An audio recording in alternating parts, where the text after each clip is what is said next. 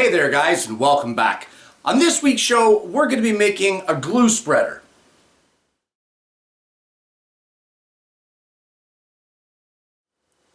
Now truth be told, this particular project is actually more of a glue up tip. And I've incorporated a little bit of woodworking into it just to turn it into a show idea that would be long enough to post here on the channel. But I'm going to change the format a bit.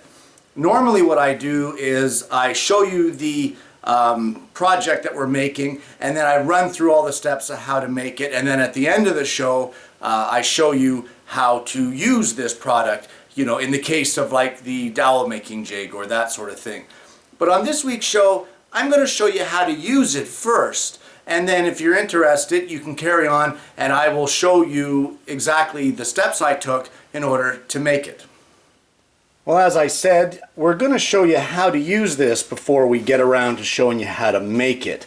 And this is just a junk piece of maple. I don't really have a glue up to do, so I'm just going to demonstrate on this. And basically, all you'd want to do is spread your glue across your piece just like this. And I may have a little too much on there, maybe it got away from me. And you take your glue spreader and you want to work it a little bit just to get it covered so that it's got the width of the glue across the board in the spreader. And once you get that, you just gently drag it across. Now you may need to make a second pass, but at this point now you just drag it and you're done. You've got a nice even coat all the way around. I missed a little bit up in this top corner, but that's no big deal. Just drag it back across. Just like that. One drag across, and what happens is the threads that are in the threaded rod allow for a nice even coating of glue all the way, and it also allows the glue to spread across your piece as you drag it along, almost like silk screen printing. But what you've got in this instance, and what I've shown you, is that by far is the fastest, most even glue up or glue spread that I think I've ever accomplished, and it's accomplished with this spreader. Alright, so you saw there how to use it, and it's a much better way to spread glue when you're doing a glue up over wider bodies of material. Even if you're using, say, a 2-inch strip, spreading the glue around with either a brush or with like a scraper like what you've seen me do on the show, it can be a real pain in the neck. And that spreader that I showed you there can really go a long way to getting a nice even coating and get an even coating quickly, because sometimes with a glue up, time is of the essence. But let's get into making it now, and one of the main components of that particular project is a piece of threaded rod. And this is a 1/2-inch threaded rod, and it's about 12 inches long. It's just a little bit over. You can make it as wide or as narrow of a spreader as you like. Just change the length of your threaded rod.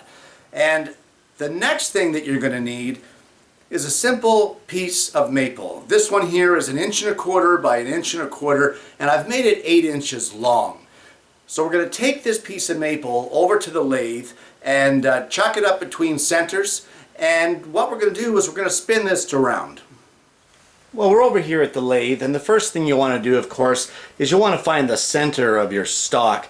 And I don't know if I've ever shown you guys this little device. This is made by Veritas in my shop, go figure, and it's basically a 90-degree angle here of metal and a blade that comes out on a 45. It's a cast right into the unit, and all you do is you sit your blank in there and you just give it a little wrap and then spin it again and give it a wrap, and we'll see if we can show you how that lines up there.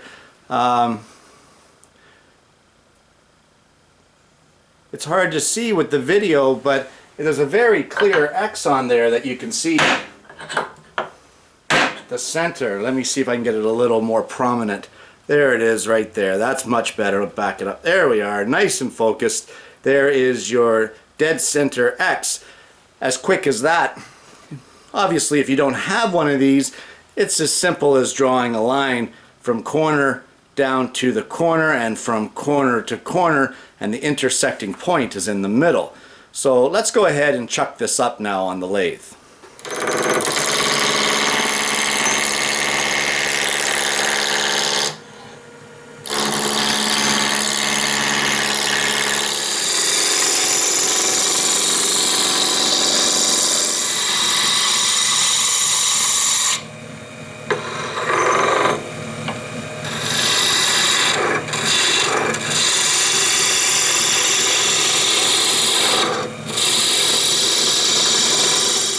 Well, there we are turned around, and what we're going to do is we're going to put a couple marks on this particular blank.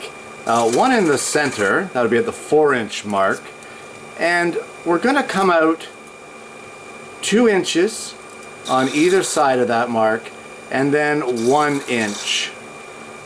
Just like that. So 2 inches out, and then another 1 inch.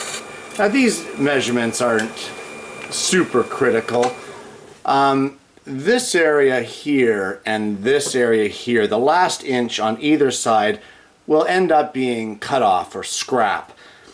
This section here will be the area where the threaded rod will attach, and this will be your knob on the end. So we're going to start by shaping these center knobs. Well, the first thing that I'd like to do here is divide the center. So with my parting tool, I'm just going to go right into the center here, and I just want to put a definitive mark for me to see. I don't actually want to part it here, but we're just going to go in, you know, maybe 1/4 of an inch or more, just to show us where that center line is.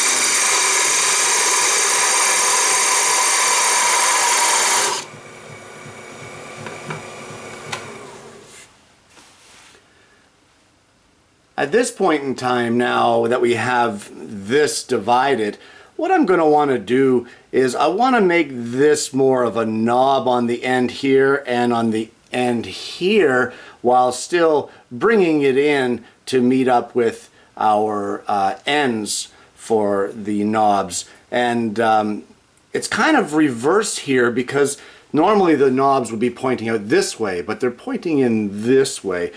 I know it doesn't sound that, what's the word, that clear at this point in time, but you'll understand a little more once this starts to take shape.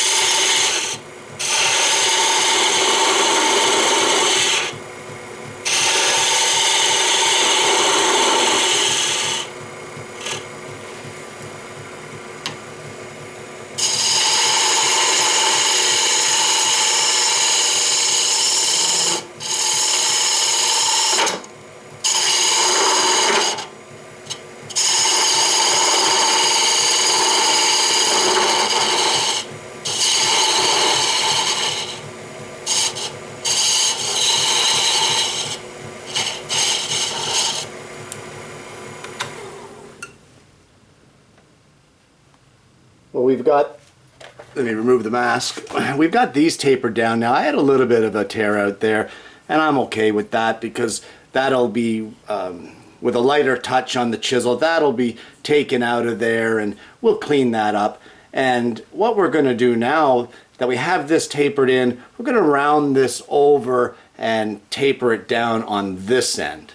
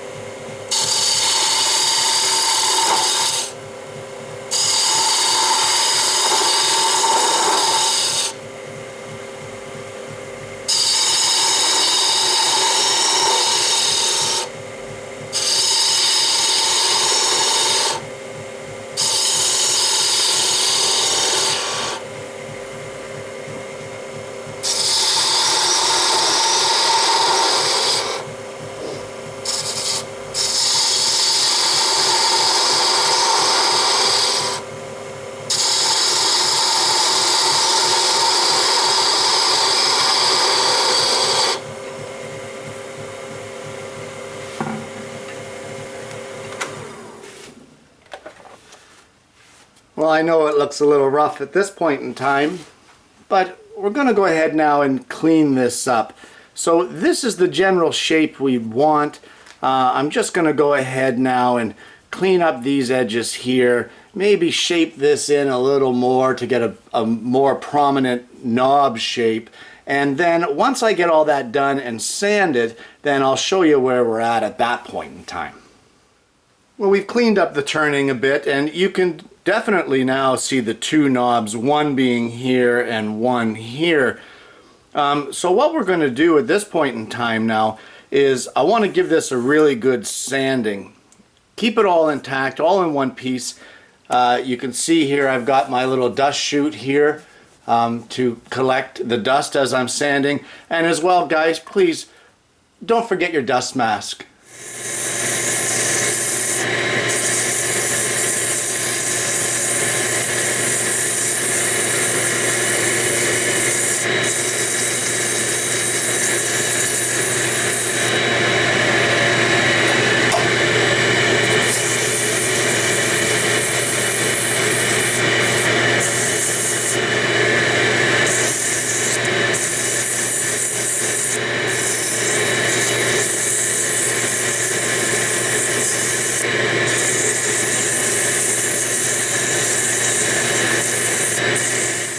So the sanding is done, and this is what we're looking at this point in time with the two handles, one here and one here. And just simply, I'm going to take this over to the scroll saw, and I'm just going to cut this end off here. I'm going to cut this end off here, and I'm going to separate them in the middle, trimming off any excess. Then from there, it's just a matter of some hand sanding to clean up the ends. And there we have our two handles. And what we need to do at this point in time that these handles are done is in this flat end right here, in the center of this, we need to drill a 1/2 inch hole. And it doesn't have to be very deep. I'm going to probably go in about 3/4 of an inch just to give something for it all to bite into. But like I said, in the center, 1/2 inch hole, about 1/2 to 3/4 of an inch deep.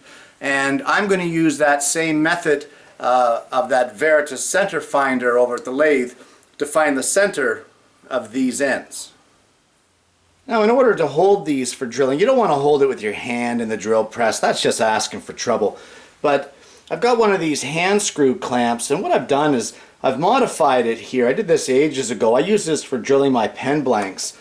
And this hole is perfectly square to the edges here. So all I'm going to do is I'm going to put my handles in here. I have my center marked, and once I get that securely in there, that's going to hold that nice and secure while I drill this 3/4 inch deep 1/2 inch diameter hole.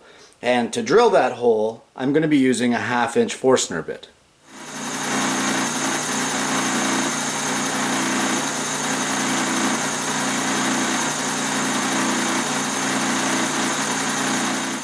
And as simple as that, we've got our hole drilled in the center of our handle. At this point in time now, you want to go ahead and mix up some epoxy. And you know, CA glue would work if you want to use that as well. But for me, in this case, I'm going to use epoxy. I'm going to mix a little bit of it up, and we're going to glue these handles onto the ends of our threaded rod.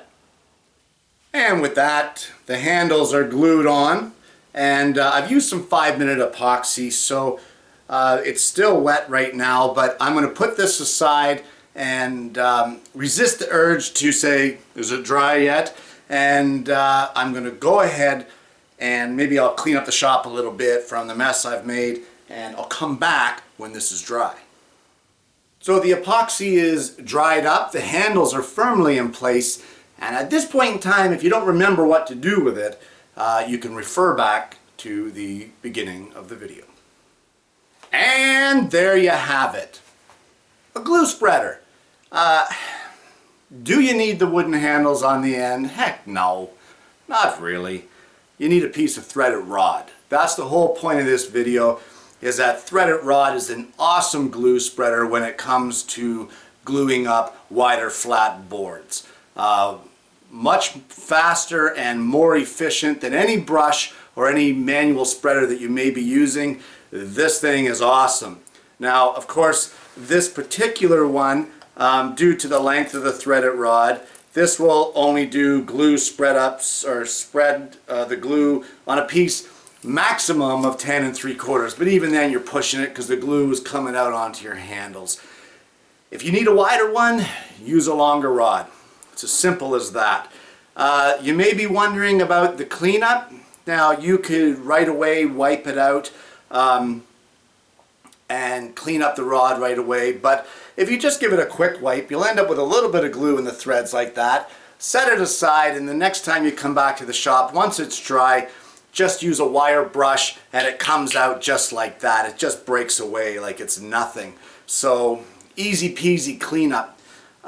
Guys, this is a really cool idea. It's a great way to spread glue, especially when you're under the gun to get a glue up done quickly. Having one of these close to your bench that you can just grab and spread that glue fast is a real bonus.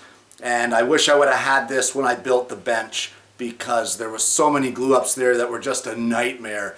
This thing would have gone a long way to helping me, but hey, hindsight's 20/20. So guys, give it a try. You're gonna love this idea, and I'm gonna see you again next week with yet another woodworking video. Thanks for tuning in, guys.